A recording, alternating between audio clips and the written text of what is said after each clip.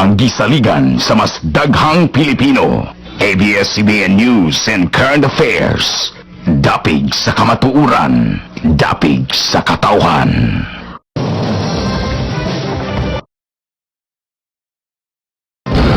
Board of Marine Inquiry gisugda na. Miscommunication sa duha ka mga kapitan mo'y posibleng hinungdan sa trahedya.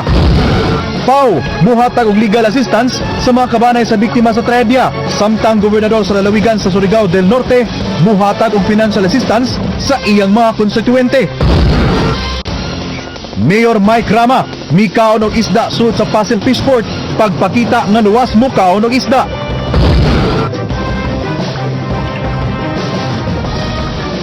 Kagayang buntag sugod nga gipaatubang ng duha ka kapitan sa barko nga nangalunod ang MV St. Tomas Aquinas o MV Suplisos Express 7.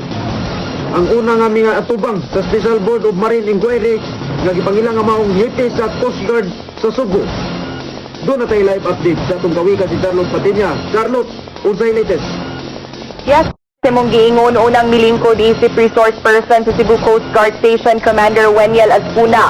Matod pa 8:45 PM sila nakadawat og tawag kabahin sa port-to-port request sa Maylawi Pledge apan di kini makatumbo kung asa sa MV St. Thomas o sa MV Sulpicio ang mitawag kanila. Alas 9:03 na dawat na nila ang mayday call gikan sa MV St. Thomas mao nga dali silang mipadaog mga rescue team.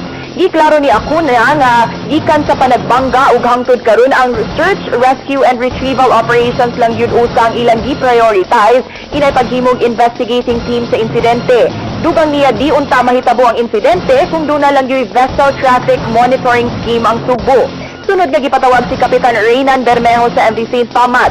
Gisumiti niini ang judicial affidavit ug ipa-plot sa mapa ang direksyon nga gibiyahe sa ilang barko.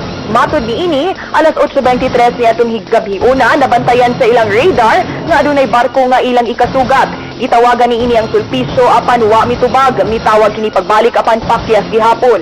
Naratol na kini sa diyang nasayran nga ang Sulpicio anaa sa iyang inbound lane. Tungod gihapit na sila mubangga, niliko na lang siya pawala kun port side, apan nakugang na lang siya sa dihang niliko sa patuo kun starboard side ang Sulpicio, mao nga nagkabangga sila.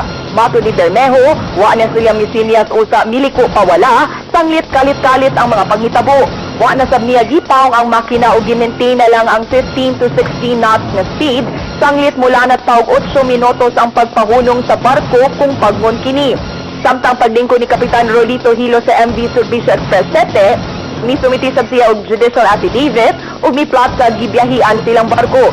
Sa iyang version ng MV St. Thomas ang giingong wa mitubag sa ilang tawag sa dihang nasigpatan kini nila alas 8:34 sa gabi. Hinuon giangko niini nga gikan sa Channel 16, niili sila nga to sa Channel 12 aron pagkomunikar sa Trans-Asia 9 nga buot mo overtake kanila. Apan yang gipasalig nga gibalik kini dayon sa Channel 16 aron suway na sab nga makakomunikar sa MV St. Thomas.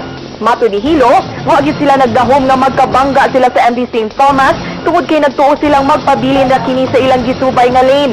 Apan nakugang na lang kini sa dihang mikalit og liko sa wala ang MV St. Thomas hinungdan sa panagbangga. Di makaksab ni Hilo nga kalit silang miliko sa tuo. Ug matod pa ingon og sa napunta lang sa tuong direksyon ilang barko tungod sa impact sa panagbangga. Human sa kolisyon, mitawag dahil kinig mayday ug ni mando sa pagluwas sa mga pasahero sa MV St. Thomas. Wa kapugnit ni Hilo nga maemosyonal ug makaluha sa diyang misugilon sa kahadlok nga nabati atol sa hitabo. Samtang parehong gipangutana ang duha ka kapitan kung igo ba sila sa pahuway sa wa pa ang trahedya ug nibutyag kini nga anaa sa saktong kondisyon ng ilang panlawas. Gipangutana sila silang experience ug matud pa 11 pa kabuwan nga nagmaneho sa maong barko si Bermejo samtang 4 ka tuig na si Hilo. Di pa makasulti ang SBMI kung kinsa gyud ang sad-an sa duha apan mitumaw nga usa sa labing dakong hinungdan sa trahedya mao ang miscommunication.